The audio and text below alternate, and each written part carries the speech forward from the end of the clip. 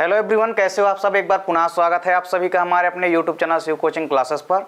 दोस्तों, आज की इस वीडियो में हम देखेंगे विभिन्नता क्या होती है तथा साथ ही साथ विभिन्नता के प्रकार कितने होते हैं। तो बिल्कुल भी आप परेशान मत होइए। बहुत सारे लोगों का कमेंट रहता है कि सर आप लॉन्ग वीडियो नहीं बना रहे हैं। तो देखिए, इस समय थोड़ा तबीयत सही नहीं है, तो आगे आने वाली वीडियो आपको लंबी वीडियो मिलेगी, तो बिल्कुल टेंशन मत लीजिए। आइए सीधे वीडियो को स्टार्ट करते हैं। देखिए, विभिन्नता या वेरिएशन क्या होता है, इसके प्रीवियस वीडियो में भी हमने विभिन्नता के बारे में जिक्र किया था। तो देखिए, जो विभिन्नता या वेरिएशन होती है ये एक्चुअल में होती क्या है। देखिए, वैसे तो यदि हम बात करें तो सभी संतानें जो है अपने जनकों के समान होती है। देखिए, जो सभी संतानें हैं, है ना, यानी जनकों से उत्पन्न होने वाले जो भी संतानें हैं वो भी जनकों से या अपने पेरेंट्स से क्या होती है, मिलती जुलती होती है। केवल एक भ्रूण के विकसित जीव को छोड़कर कोई भी दो संतानें पूर्णतः एक समान नहीं होती। देखिए, केवल एक भ्रूण से विकसित यदि कोई जीव है उसको छोड़ करके कोई भी दो संतानें पूर्णतः विकसित नहीं होती। देखिए, एक भ्रूण से विकसित जीव का मतलब होता है कि जुड़वा बच्चे।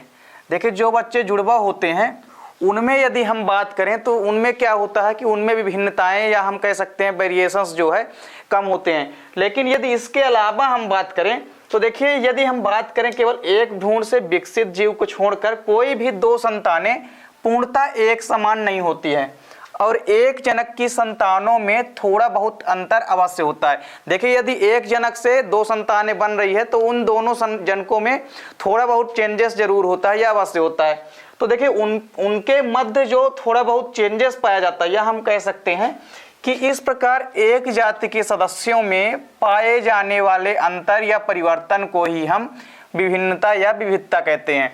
तो देखिए, विभिन्नता या वेरिएशन होती क्या है कि सभी संतानें वैसे भी जो एक जनक से उत्पन्न होगी वो लगभग समान होती है, लेकिन फिर भी इनमें क्या होती है, संतानों में थोड़ा बहुत अंतर जो है अवश्य देखने को मिलता है।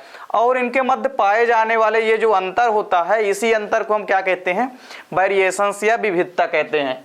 अब बात आती है विविधता के प्रकार यानी कि टाइप्स ऑफ वेरिएशंस। तो देखिए, वेरिएशंस के दो प्रकार होते हैं मुख्य रूप से। देखिए, वेरिएशंस का पहला प्रकार होता है कायिक या दैहिक विभिन्नताएं। ठीक है, पहला प्रकार कौन सा होता है, कायिक या दैहिक विभिन्नताएं। वहीं दूसरा प्रकार होता है आनुवांशिक विभिन्नताएं, जिसको हम जेनेटिकल वेरिएशंस भी कहते हैं। तो देखिए, हम बात करते हैं सबसे पहले कायिक या दैहिक विभिन्नताएं क्या होती है। तो देखिए, कायिक या दैहिक विभिन्नताएं, इसको हम इंग्लिश में सोमैटिक वेरिएशंस भी कहते हैं। ठीक है, इसके बाद देखिए, यदि हम बात करें कायिक या दैहिक विभिन्नताओं की, तो इस प्रकार की विभिन्नताएं जो होती है जीवों के शरीर में वातावरणीय कारकों के प्रभाव से उत्पन्न होती हैं।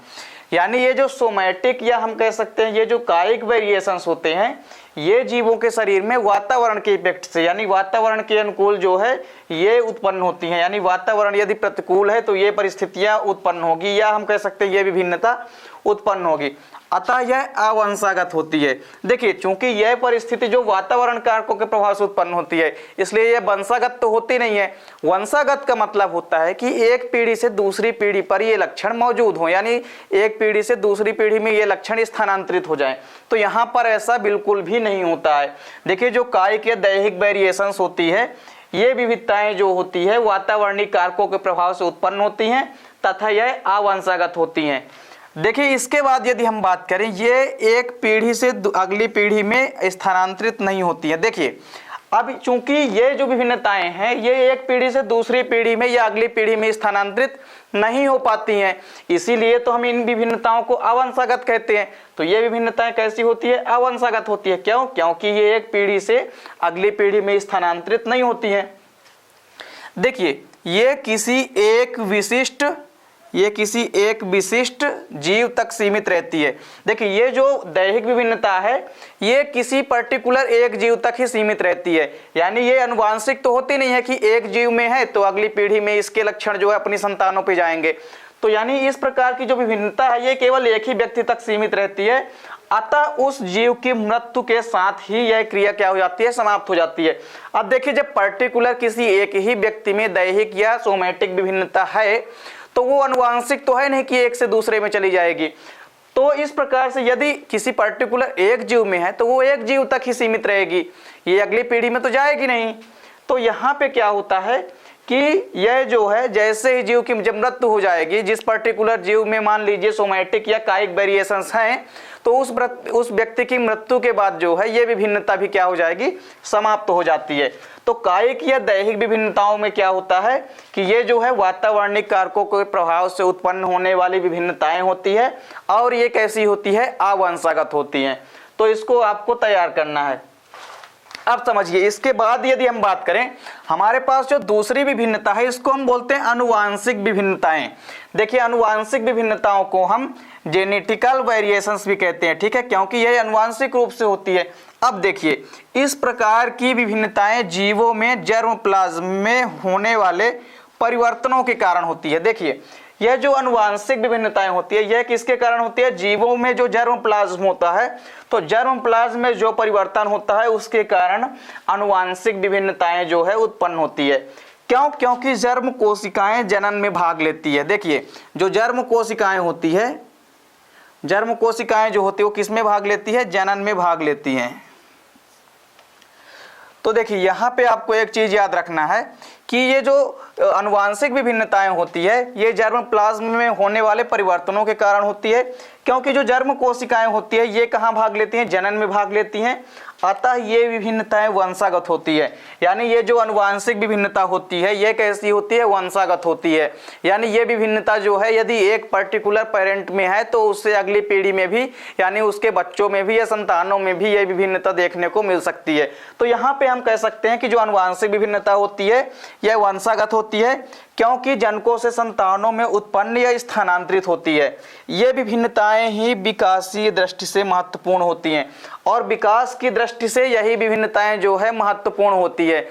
यानी ये विभिन्नताएं यदि उत्पन्न नहीं होगी तो अलग से लक्षण या हम कह सकते हैं नए लक्षण देखने को नहीं मिलेंगे। तो कुल मिला के आपको यहाँ पे समझना है कि जेनेटिकल या अनुवांशिक विभिन्नता क्या होती है, यह वंशागत विभिन्नताएं होती है, क्योंकि यह एक जनरेशन से दूसरी जनरेशन पे ट्रांसफर या स्थानांतरित होती रहती हैं। तो यहाँ पे देखिए कायिक विभिन्नताएं, इसके बाद है अनुवांशिक विभिन्नताएं। अब देखिए, ये जो अनुवांशिक विभिन्नताएं हैं ये पुनः दो प्रकार की होती है। देखिए, ये जो अनुवांशिक विभिन्नताएं हैं ये पुनः दो प्रकार से होती है। अनुवांशिक विभिन्नता जो है ये दो प्रकार से होती है। एक होती है सतत विभिन्नता, एक होती है सतत विभिन्नताएं और दूसरी है असतत विभिन्नताएं। असतत विभिन्नताएं। तो देखिए, अनुवांशिक विभिन्नताएं कितने प्रकार की होती है, दो प्रकार की होती है। एक तो है सतत विभिन्नताएं और दूसरी है असतत विभिन्नताएं। तो चलिए आप इस पूरे वीडियो का स्क्रीनशॉट ले लीजिए। इसके बाद अब हम देखेंगे कि सतत विभिन्नताएं और असतत विभिन्नताएं क्या होती है। आप जल्दी से इसका स्क्रीनशॉट ले लीजिए। चलिए अब हम इसके बाद देखते हैं कि सतत विभिन्नताएं और असतत विभिन्नताएं क्या होती है।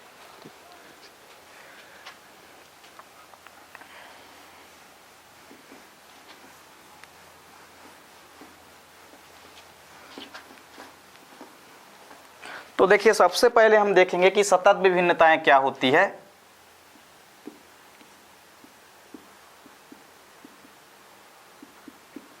सतत विभिन्नताएं, देखिए सतत विभिन्नताएं या इसको हम क्या बोलते हैं, कंटिन्यूअस वेरिएशन।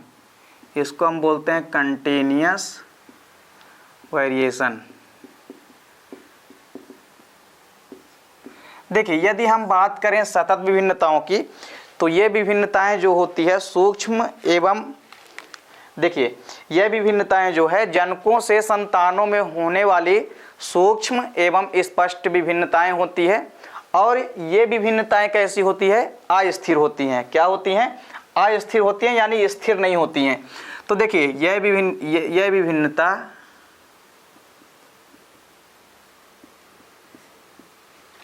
विभिन्नता जनकों से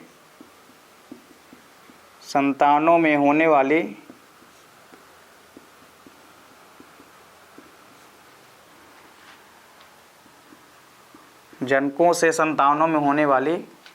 सूक्ष्म व स्पष्ट विभिन्नता होती है। यह अस्थिर होती है।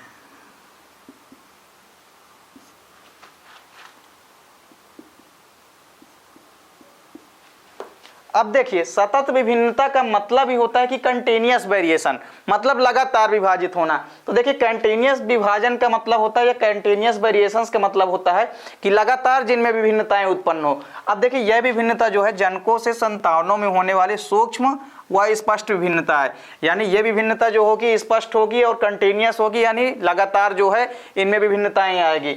और देखिए यह अस्थिर होती है, यानी यह विभिन्नता जो है स्थिर नहीं होती है, यह विभिन्नता जो है चलती रहती है, यानी वेरिएशंस जो हैं होते रहते हैं।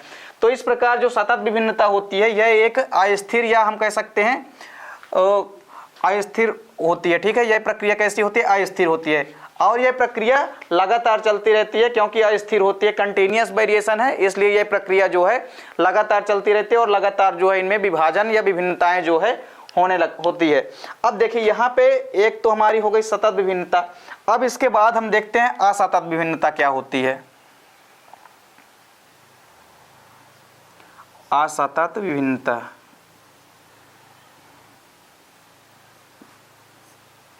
देखिए ये जो हमारी असतत विभिन्नता होती है ये कैसी होती है? इसको हम बोलते हैं discontinuous, discontinuous variation, discontinuous variation. क्या बोलते हैं इस विभिन्नता को? Discontinuous variation. तो यहाँ पे आपको याद रखना है कि जैसे सतत विभिन्नता हमारी है वो है क्या? कंटिन्यूअस वेरिएशंस, यानी यहाँ पे जो है लगातार जो है कोशिकाओं में क्या होता है? विभिन्नता उत्पन्न होती रहती है। लेकिन असतत विभिन्नताओं में ऐसा बिल्कुल भी नहीं होता, यह डिसकंटिन्यूअस वेरिएशंस होती है। देखिए यह भी जनकों से संतानों में उत्पन्न होने वाली, देखिए यह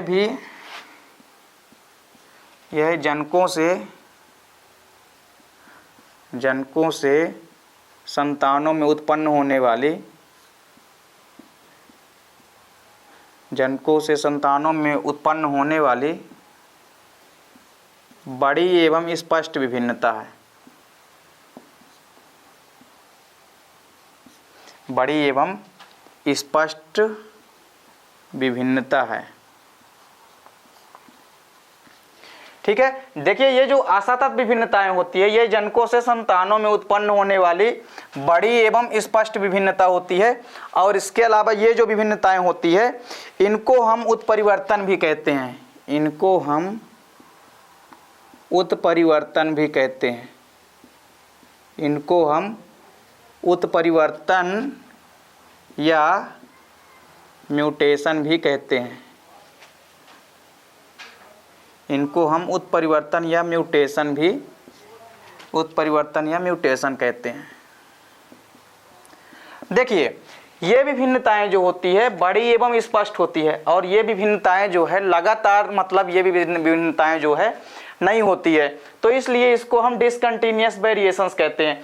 देखिए इसको हम उत्परिवर्तन या म्यूटेशन भी कहते हैं। देखिए एक्चुअल में ये प्रक्रिया मतलब कैसी होती है? म्यूटेशन का मतलब होता है उत्परिवर्तन, यानी देखिए किसी भी जीव के यदि आनुवांशिक गुणों में अचानक यदि कोई विभिन्नता आती है तो उसको हम क्या बोलते हैं? म्यूटेशन या उत्परिवर्तन कहते हैं। तो देखिए म्यूटेशन या उत्परिवर्तन का मतलब ही होता है कि इनमें कोई विभिन्नताएं अचानक से आएगी।